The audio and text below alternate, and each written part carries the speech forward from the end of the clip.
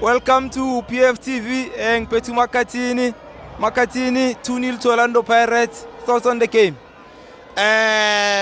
Member yabona iPirates kahle kahle iyajabulisa kakhulu and ichipa beyizama ukunqaba nama point wethu.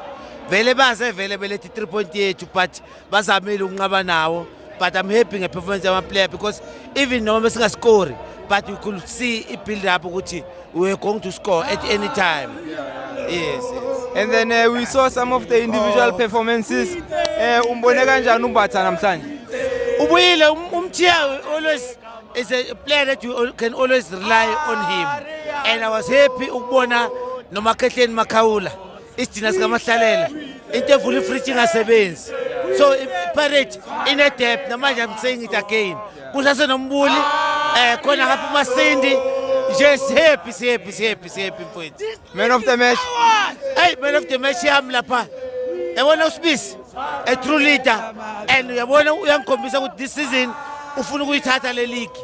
Ababe busy abanye Africa thina sithathe le league bele kube busy ngale. Thina sibe sithatha ama point ngapha ke. And then Makhathini Zulu ukuthi ngathi uMbokazi uzoshiya uyibona kanjani le move yakhe? Do you think it's a good move or ucabanga ukuthi bekumele ahlale kancane?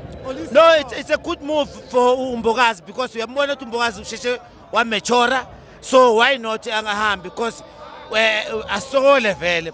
We still have uSbisi, we still have Unda, Sisane is back, Siema, so intwana for ibafana bafana and for the country angahamba overseas and it's about time.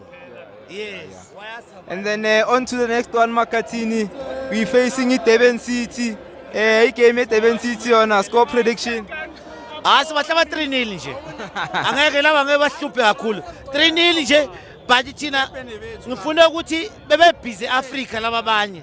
Just be busy ngapha ekhaya. 3 point 3 goals ngeDurban City. Thank you Makhathini. Bopha. Bopha.